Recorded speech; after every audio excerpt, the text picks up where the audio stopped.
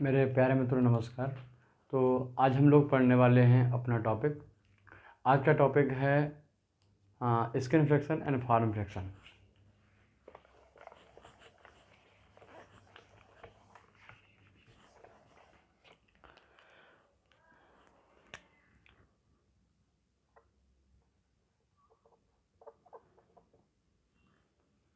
सबसे पहले हम बात कर रहे हैं फ्रैक्शन की। What is the meaning of friction, मतलब घर्षण क्या है।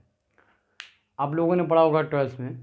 तो फ्रैक्शन क्या होता है, जब भी कोई बॉडी जो है किसी सरफेस पर मूव करना चाहती है, जैसे कोई व्यक्ति है वो ग्राउंड पे चलना चाहता हो, मोशन करना चाहता हो, या फिर कोई गाड़ी है वो अपने पहियों की हेल्प से सरफेस पे मूव करना चाहती हो, तो ऐसी कंडीशन में क्या है, सरफेस पर एक ऐसा एक रेजिस्टेंस होता है, एक ऐसा फोर्स होता है जो कि हमारे मोशन को अपोज करता है। ठीक है, वो चाहता है हम मोशन ना कर पाएँ। तो आपने देखा, हम उसको घर्षण कहते हैं, हम उसको फ्रिक्शन कहते हैं। जिस तरीके से कोई बॉडी किसी सरफेस से मूव करती है और उसको फ्रिक्शन फील होता है, मतलब रेजिस्टेंस फील होता है, उसी तरीके से लिक्विड भी अभी किसी पाइपलाइन में फ्लो करता है तो वहाँ पर भी उसको एक इसी टाइप का फ्रिक्शन फील होता है। ये फ्रिक्शन जो है दो प्रकार का होता है। लिक्विड के केस में, लिक्विड या फिर गैस के केस में, जो पहला टाइप है वो है फार्म फ्रिक्शन, और दूसरा जो है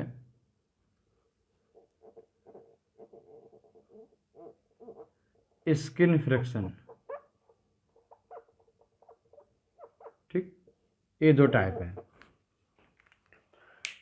पहला जो है वो स्किन फ्रिक्शन और दूसरा जो है वो फार्म फ्रिक्शन। अब भाई इन दोनों में क्या अंतर है। स्किन का संबंध है हम नॉर्मल स्किन से। कोई भी बॉडी होती है, अगर कोई फ्रिक्शन फोर्स उस बॉडी के बाहरी सरफेस पर काम कर रहा है ना, उसकी स्किन पे काम कर रहा है, बाहरी सरफेस पर काम कर रहा है, तो हम बोलते हैं कि ऐसी कंडीशन में जो फ्रिक्शन फोर्स काम कर रहा है उसको स्किन फ्रिक्शन कहते हैं। ठीक, आइए हम देखते हैं कि स्किन फ्रिक्शन क्या होता है। नंबर 1 डालिए हेडिंग स्किन फ्रिक्शन।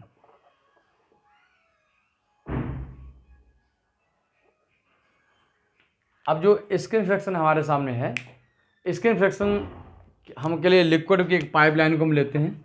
देखिएगा, कोई लिक्विड है इस तरीके से। अब वो लिक्विड जो है वो एक पाइप में फिल हो रहा है। एक पाइप में लिक्विड क्या हो रहा है, फिल हो रहा है।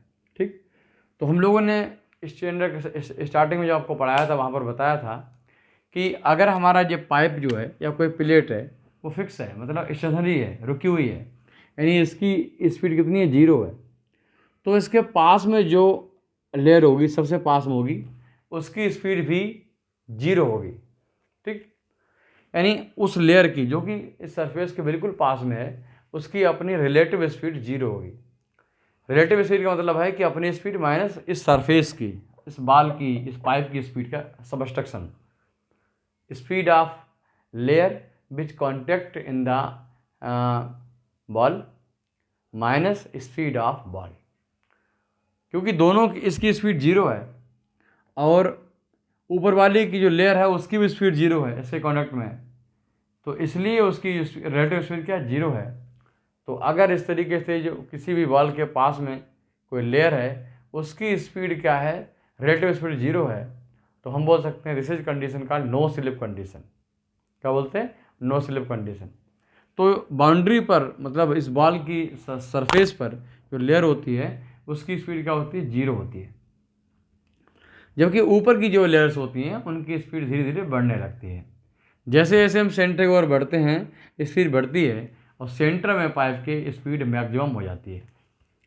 इस तरीके से हम देखते हैं कि एक ऐसा कर्व हमें मिलता है, ऐसे बढ़ रहा है स्पीड, देखो स्पीड बढ़ रही है, स्पीड बढ़ रही है, स्पीड बढ़ रही है, और सेंटर में मैक्सिमम, फिर दोबारा घटना शुरू हो गई, घटना शुरू हो गई और फिर 0 हो जाती है सरफेस के बाद, सरफेस पे 0 हो जाती है। तो अब हम बात कर रहे हैं कि what is the meaning of skin friction. ठीक, तो आप देख पा रहे हो कोई भी लेयर जो होती है, कोई भी लेयर होती है, हम बात यहाँ पर स्किन फ्रिक्शन कर रहे हैं और हम इस तरीके से कर रहे हैं कि कोई भी बॉडी जो है उस पर फ्लूइड का क्या इफेक्ट है।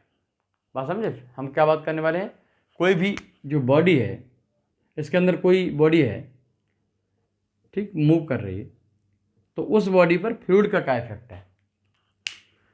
हमने जो बात की थी कोई बॉडी पर जो सॉलिड सरफेस का क्या इफेक्ट है वो हमने देखा, ठीक। तो अब हम क्या देखने वाले हैं कि फ्रिक्शन में देखा उसको।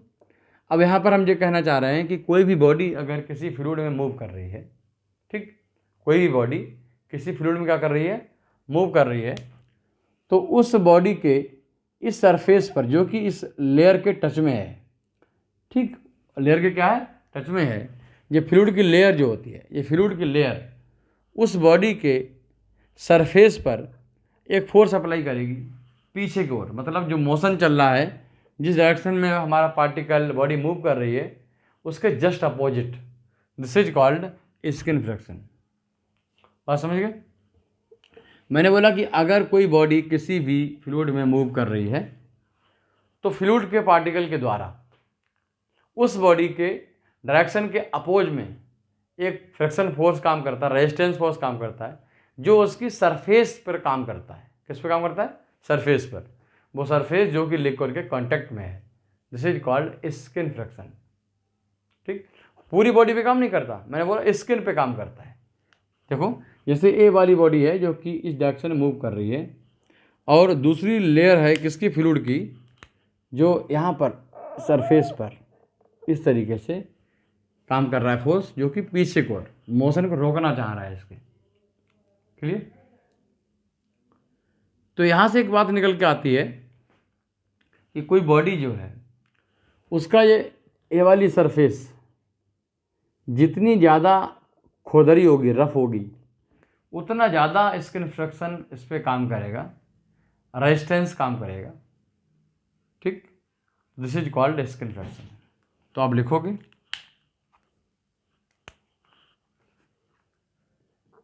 It is a resistance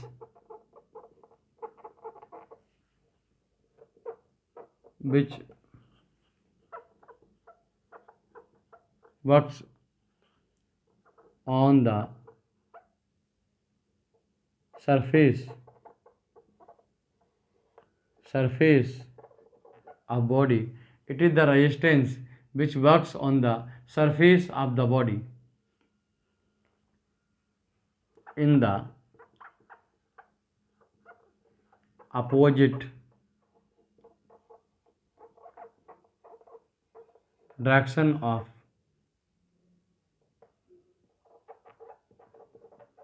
motion, ठीक। तो स्किन फ्रिक्शन जो होता है वो सरफेस पे काम करने वाला फ्रिक्शन होता है, जबकि फार्म फ्रिक्शन जो है वो पूरी बॉडी पर काम करने वाला फ्रिक्शन होता है, ठीक। तो इस तरीके से कोई भी हमारे पास, तो एक्चुअली क्या होता है, ये जो है यहाँ पर जो स्किन फ्रिक्शन जो होता है वो सरफेस पे काम करता है, और कोई भी गैस का लिक्विड का पार्टिकल मूव करता है तो सॉलिड सरफेस के थ्रू उस पर एक सॉलिड सरफेस के थ्रू उसकी सरफेस पर एक फोर्स लगता है पीछे की ओर, इसे स्किन फ्रिक्शन कहते हैं। बट यहाँ पर सॉलिड सरफेस का क्या मतलब है, मैंने आपको बोला कि कोई भी लिक्विड पाइप है तो उसके पास में क्या सॉलिड सरफेस है, ये सॉलिड सरफेस है, रिजिड सरफेस है, तो इसके पास में कोई लिक्विड की लेयर होती है जो कि उसकी स्पीड वही होती है जो कि पाइप की स्पीड है, जस्ट लाइक ये रिजिड बॉडी काम करती है, इसकी स्पीड 0 होती है। तो वो सरफेस जिसकी स्पीड 0 है, वो वाला सरफेस क्या करती है, जो बॉडी है उसकी स्पीड को रोकना चाहती है, तो वो फ्रिक्शन क्या कहलाता है, स्किन फ्रिक्शन कहलाता है। अब आप को बिल्कुल सिंपल समझ लीजिए, कोई बॉडी अगर किसी फ्लूइड में मूवमेंट करती है, मोशन करती है, तो उसकी बाहरी सरफेस पर फ्लूइड की लेयर, स्टैटिक फ्लूइड की लेयर या फिर सॉलिड सरफेस के थ्रू क्या करता है, एक फ्रिक्शन लगता है जो कि बॉडी को रोकता है, चेक करता है कि वो आगे फ्लो ना करे, आगे ना बढ़े। अब हम बात कर रहे हैं दूसरे प्रकार की फार्म फ्रिक्शन की।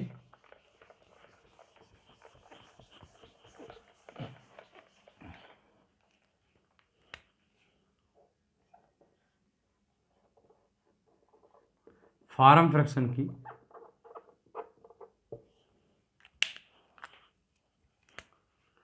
तो it is a resistance, it is a resistance which works upon the body, surface पर नहीं, बॉडी पर। किस पे काम करता है? जो प्रोजेक्टाइल एरिया, प्रोजेक्टेड एरिया, ठीक, प्रोजेक्टेड एरिया मतलब AP. It is the resistance which works upon the body in the opposite direction of flow. दोनों अपोजिट डायरेक्शन में हमेशा लगते हैं, इसलिए फ्रिक्शन है। और बस ए वाला फोर्स जो फ्रिक्शन है वो बॉडी पर लगता है, पूरी बॉडी पर, बट जो स्क्रीन फ्रिक्शन है वो सिर्फ सरफेस पे लगता है। देखिए इस तरीके से कोई फ्लूइड है, ये फ्लूइड है, कोई बॉडी यहाँ पर इस तरीके से क्या कर रही है, मूव कर रही है, ठीक। ये फ्लूइड है हमारे पास, और उसमें क्या है कि एक बॉडी है जो कि इस तरीके से मूव कर रही है।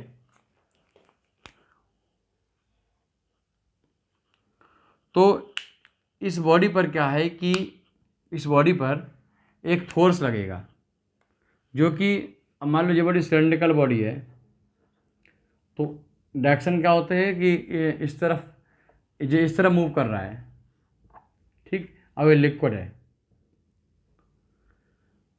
तो क्या होगा, वो फोर्स जो है वो इसके प्रोजेक्टाइल एरिया पर, यहाँ पर, ठीक। ऐसा लिक्विड इस तरीके से है और ये इस तरीके से मोशन कर रहा है। लिक्विड क्या करेगा कि बॉडी को रोकने का कोशिश करेगा, और रोकने की कोशिश जब करेगा तो यहाँ पर क्या है कि इसका वो पार्ट जो लिक्विड के सामने आएगा, मोशन के लिए रेडी होगा, वो कुछ सर्कुलर दिखाई देगा इस तरीके का, ठीक। यही इसका प्रोजेक्टेड एरिया है। अगर हमारे पास कोई क्यूबॉइड हो तो उसका एरिया कुछ इस तरीके का होगा।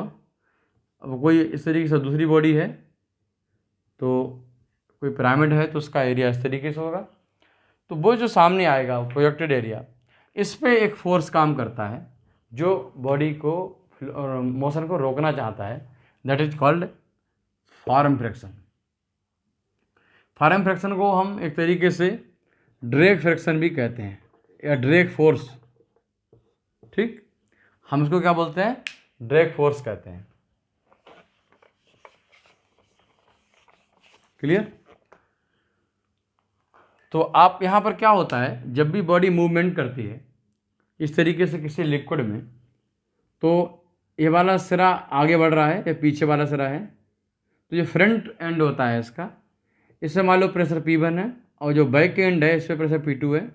तो देखा जाता है एक्सपेरिमेंटली कि जो बैक एंड है वहाँ पर प्रेशर कम होता है और फ्रंट एंड पर प्रेशर ज़्यादा होता है।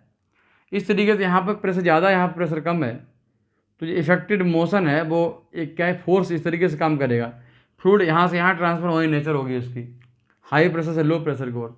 तो फ्लूइड जो है उस पर एक एक्सटर्नल प्रेशर लगाता है ड्यू टू जो स्किन फोर्स किसकी वजह से लगता है, फ्लूइड की वजह से लगता है, किस पे, बॉडी पे। तो अपोजिट डायरेक्शन ऑफ फ्लो, तो इसमें बढ़ा लीजिए बाई फ्लूइड, ठीक। It is resistance which works upon the body, और जो बॉडी जो होती जाता है तो सॉइल्ड बॉडी, कैसी बॉडी है, सॉइल्ड बॉडी। तो आप लिखोगे it is the resistance which works upon the solid body, ठीक, in opposite direction of flow by fluid, जिस फ्लूइड में मूवमेंट कर रहा है, लिक्विड या गैस में, ठीक। तो इस तरीके से आप समझ पा रहे हो। क्लियर? तो हमारा जो हो गया, तो मैंने बोला कि जो पहला एंड होता है जिसके जो पहले टच में आता है फ्लूइड के, और जिसके वो सामने मूवमेंट कर रहा होता है, वहाँ प्रेशर ज़्यादा होता है, पिछले एंड पे प्रेशर कम होता है। इस वजह से एक बैक प्रेशर लगता है आगे से पीछे की ओर, और यही जो है फॉर्म फ्रिक्शन को या ड्रैग फोर्स को जन्म देता है, ठीक। ये वाली बात समझ में आ गई? तो आप बोलोगे जब भी कोई सॉलिड किसी लिक्विड या गैस में मूवमेंट करता है, तो लिक्विड गैस द्वारा उस सॉलिड बॉडी पर एक फोर्स लगता है मोशन के अपोजिट डायरेक्शन में, this is called form friction या फिर ड्रैग फोर्स। ड्रैग फोर्स कहाँ लगता है, लिक्विड या गैस में लगता है, किस पे लगता है, सॉलिड बॉडी पे लगता है, ठीक। हम आपको पढ़ाएंगे इसके बारे में तो आप काफ़ी चीज़ें समझ पाओगे। ड्रैग फोर्स जो होता है वो होता है हाफ AP रो बी स्क्वायर। ठीक, तो इस तरीके से इसकी वैल्यू है। और सी डी, ठीक, तो half equals to C D into half F D equals to C D half A P rho B square C D into half rho A P B square, यानी ड्रैग फोर्स की value इतनी होती है। आप देख पा रहे हो जो सी डी है वो क्या है, ड्रैग कोफिशिएंट है। ठीक, क्या है, ड्रैग कोफिशिएंट है। तो जो बॉडी से मूव कर रही है उसके लिए ड्रैग कोफिशिएंट है सी डी। ड्रैग कोफिशिएंट जो होता है सी डी, एग्जाम में कई बार क्वेश्चन आ चुका है, ये सी डी जो होता है वो 24/REP होता है लैमिनार के लिए, और 0.44 वैल्यू होती है टर्बुलेंट के लिए। ठीक, सी डी की वैल्यू 24/रेनॉल्ड नंबर, ये क्या है, पार्टिकल का रेनॉल्ड नंबर है, रो बी डी अपॉन म्यू, है ना। तो यहाँ पर म्यू फ्लूइड की वेलोसिटी होगी, रो डेंसिटी हो गई फ्लूइड की, और जो बी है वो वेलोसिटी ऑफ पार्टिकल हो गई, ठीक, जो बॉडी मूव कर रही है उसकी। और डाया जो है वो जिस हमारे लेंथ के अलोंग मूव कर रहा है, मतलब हमारी क्या है कि पाइप है तो उसका डाया ले लेंगे, है ना, और कोई दूसरी बॉडी है तो वहाँ पर हम कैरेक्टरिस्टिक लेंथ लेंगे, इसके बारे में आपको बताएंगे। तो हमारा F D equals to half A P rho B square, इतना फार्मूला है। बी यहाँ पर जो है आप लिख लीजिए, बी जो है वो बॉडी की वेलोसिटी है, जो बॉडी है उसकी वेलोसिटी है। कोई हवाई जहाज अगर एयर में उड़ रहा है तो उस पर भी ड्रैग फोर्स लगता है। ठीक, तो वो आप समझ पा रहे हो किस तरीके से है। यहाँ पर दो टर्म हैं जो काफ़ी बार पूछे आते हैं इंटरव्यू में, उनको डिस्कस कर लेते हैं। देखो, पहला तो ड्रैग फोर्स है और दूसरा है लिफ्ट फोर्स। ठीक, हमने बात की है पिछले बर्नौली एग्जाम्पल में लिफ्ट फोर्स की, कि अगर कोई बॉडी है, ऊपर मान लो प्रेशर P1 है, नीचे P2 है, और P2 ज़्यादा है P1 से, तो ऐसी कंडीशन में नीचे से ऊपर की ओर एक फोर्स लगता है जो बॉडी को उठाने का काम करता है, this is called lift force. ठीक, यहाँ पर क्या है कि कोई बॉडी है, लिक्विड या गैस से मूवमेंट कर रही है, तो लिक्विड या गैस द्वारा इस बॉडी पर फोर्स लग रहा है पीछे को, जो बॉडी के मोशन को रोकना चाहता है, this is called drag force. तो ड्रैग फोर्स में हम देखा कि फॉर्मूला क्या है, एपी जो है क्या है, कोई बॉडी इस तरीके की है तो उसका जो प्रोजेक्टाइल एरिया ये वाला है πr² या फिर π/4d², this is called A. P rho है, जिस फ्लूइड में जा रहा है उसकी डेंसिटी, पानी की या फिर गैस की। ठीक है, बी जो है वेलोसिटी ऑफ बॉडी। क्लियर होगी बात।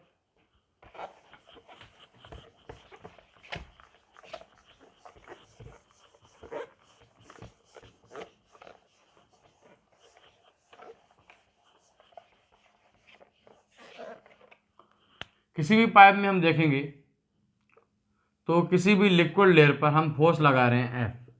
ठीक, अब वो फोर्स उसकी सरफेस पे लगा रहे हैं, हम उस पर वर्टिकल नहीं लगा रहे हैं। ठीक, तो अगर फोर्स को एरिया से डिवाइड कर देंगे तो ये बन जाएगा टाउ, जिसे बोलते हैं शियर स्ट्रेस। ठीक, तो शियर स्ट्रेस जो होता है किसी भी, जब हम लगाते हैं तो जो बॉल के पास हमारा शियर स्ट्रेस होता है, जिसको हम टाउ डब्लू बोलते हैं, ये क्या होता है, मैक्सिमम होता है। ठीक, तो इस तरीके से हम ग्राफ बनाएं, यहाँ पर मैक्सिमम, फिर घटता घटता सेंटर पे मिनिमम हो जाता है। इस तरीके से जहाँ पर वेलोसिटी मैक्सिमम होती है वहाँ पर टाउ मिनिमम होता है।